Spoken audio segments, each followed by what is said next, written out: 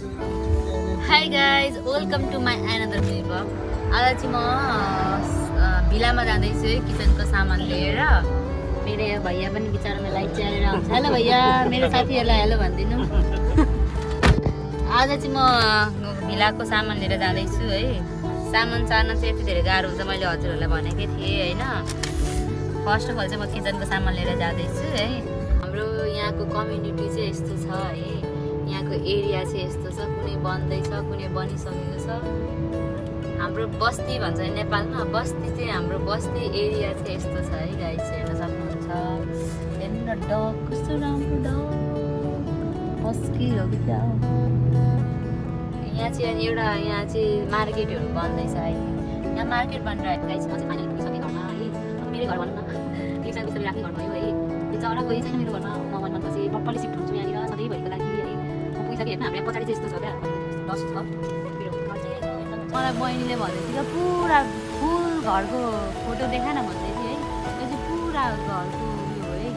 घर हो यो चाहिँ है। यो चाहिँ पुरै यस्तै मात्रै छ क्या घरहरू पुरै। यो चाहिँ भिलाहरू सबै यस्तै मात्रै छ। यो साइड चाहिँ यस्तो छ, यो अर्को साइड चाहिँ यस्तो टाइपको छ। मैले अस्तिको भिडियो भनेको थिएँ नि आज म चाबी लिन गएको छु भनेर है। फाइनली चाबी चाहिँ मैले पाइसकेँ होइन। अनि फर्स्ट मेरो हातबाटै म खोल्दैछु ढोका है। Welcome to my new home. मैले आफैलाई पनि पाइसकेको थिएँ नि त 1 तारिक नै, तर म आएको थिइनँ क्या चाबी पाएपछि। आज चाहिँ म स्विमिङ पुलको अनि त्यही भएर मैले देखेँ होइन। यहाँ चाहिँ स्विमिङ पुल पनि छ है। यहाँ चाहिँ वाटरफल हुन्छ, यहाँ चाहिँ पानी आउँछ मजाले यहाँबाट। अनि यहाँ चाहिँ सानो क्युट स्विमिङ पुल छ। अझै पनि प्रपरली अब क्लिन भएको छैन, किनकि अब हामी आइसकेपछि मात्र यहाँ आउनु भन्दै 1 दिन अगाडि क्लिन गरिदिन्छु भनेकै छ है यहाँको मान्छेहरूले। अनि अहिले चाहिँ क्लिन चाहिँ त्यति साह्रो क्लिन चाहिँ छैन। अलमोस्ट काम चाहिँ सबै भइसक्यो, लाइटहरूको एभ्रिथिङ सबै भइसक्यो। म चाहिँ हल्का सा किचनको आधी सामान चाहिँ यहाँ लिएर आइसक्यो मैले है।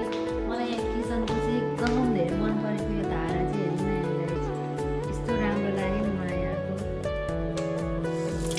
यो भयो होइन एउटा, अनि एउटा यो क्या यस्तो राम्रो लाग्यो क्या। यस्तो राम्रो सब्जीहरू धुन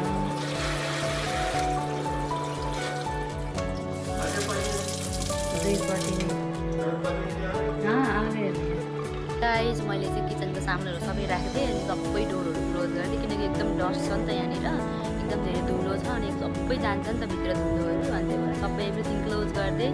म चाहिँ लागेँ अब रुमतिर। अनि अब के अरे सामानहरू सार्न कति धेरै गाह्रो हुन्छ नि त, अनि त्यही भएर थोरै गरेर सामान लिएको। आज चाहिँ मैले किचनको ल्याएँ, आज चाहिँ अझ पनि छ किचनको बाँकी। अब 15 दिन बस्नुन्जेल त खानु पकाउनु पऱ्यो नि त होइन। Okay guys, see you next video, bye by.